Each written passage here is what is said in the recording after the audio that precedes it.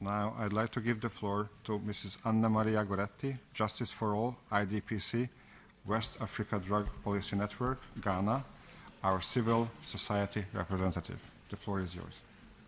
Thank you, Mr. Chair, for the opportunity. Your Excellencies, distinguished delegates present, I am most grateful to be present here this afternoon to share my experience with you in addressing this problem.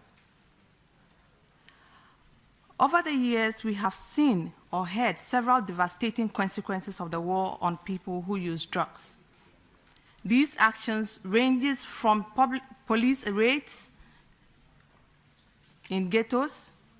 Those often suspected to be using drugs are given inhuman treatment merely because they are either using or possessing drugs. As a result, innocent people are injured and some even lose their lives. We have often forgotten that individuals who use drugs are humans. They deserve to be treated as humans and not waste or shoved somewhere or even denied services or constantly being harassed and arrested. It is time to put people, health, and human rights at the center of global drug policy, which is very key to protecting people who use drugs. Mr. Chair, Your Excellencies, it is deeply worrying that the right to life is frequently compromised by hostile supply reduction activities that lead to death sentences for people who use drugs. Under international law, the death penalty may only be applied for most serious offenses. In my opinion, the death penalty is not in line with the human rights obligations and so must be condemned. Despite this, the past few months have seen a revival of the use of the death penalty for drug offenses. Some states have executed drug offenders in ever-increasing numbers, while others have sought to reintroduce the capital punishment for drug crimes. Civil society, member states, UN human rights experts have raised serious concerns about extrajudicial, summary, or arbitrary execution carried out in the name of drug control efforts by some countries. It has been well documented that police and military forces engage in extrajudicial killing, torture, and ill treatment and arbitrary detention. The negative impact of criminalizing people who use drugs continues to be an area of serious concern. Individuals have a right to access life-saving health services without fear of punishment or discrimination. However, the fear of criminal sanction drives people who use drugs away from life-saving harm reduction services, leading to infection and premature death from HIV and hepatitis C. This has been recognized by many UN agencies such as UNAIDS, UNODC, WHO, and UNDP. These are even occasions where users willingly go to health services to seek help. Upon the discovery that they are drug users, they are stigmatized and driven away by health service providers. The story has not been different when it comes to our women. Indeed, the issue of human rights, women, youth, children are strongly connected. Statistically, one can predict a positive correlation. Globally, our women are never the center of the discussion, and yet we are often faced with a greater social stigma than men because they fail to fulfill society's standard of feminine morality as well as their traditional role as the stabilizing force in the family.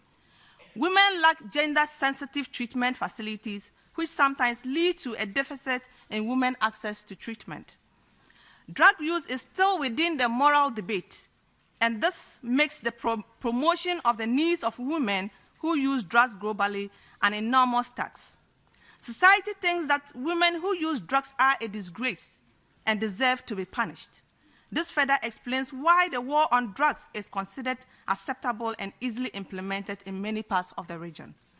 There are global reports of female drug users whose human rights have been grossly abused, sometimes by police officers, where they are made to perform sexual favors to negotiate their release by some police officers.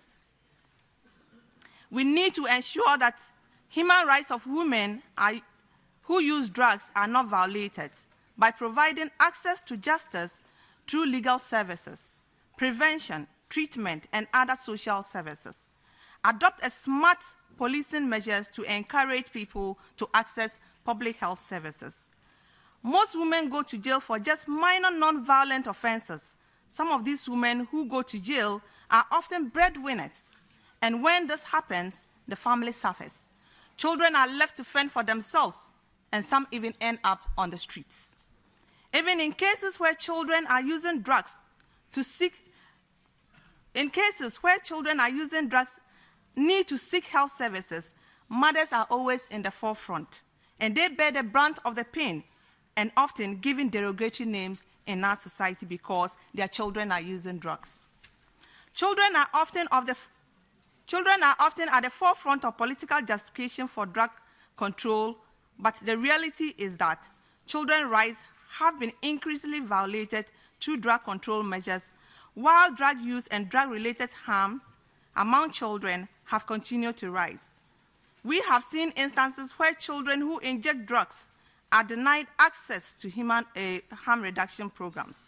Based on their age, they are beaten sometimes and sexually abused in detention centers. And in some cases, street children are subjected to police violence due to suspected involvement in drug dealing. In places where we have aerial fumigation, it damages children's physical and mental health. It is a tragic irony that right intentions of many who defend the status quo with the aim of protecting and defending the rights of young people have in practice exposed them to dramatically increasing level of risk and harm reduction. Mr. Chair, distinguished delegates, the issues raised above are only a fraction of the widespread of violation of human rights that have been documented in the context of drug control policies. The empirical evidence that underlines that point is extensive and damning. UNGAS should ensure a more UN-wide coherence on the drug issue. The UN on drug policy needs to build on solid human rights, health, and development principles. Currently, there is no consensus on drugs and human rights, and huge disparity in the position and practices. The CND always likes to talk about the consensus on how to respond, but what we see lately is a fractured consensus, if not broken, or sometimes especially on human rights. To conclude, I would like to leave you with a quote from former UN General Secretary Kofi Annan, who said, and I quote, "Drugs have harmed many people, but bad government policies have harmed many more." Thank you.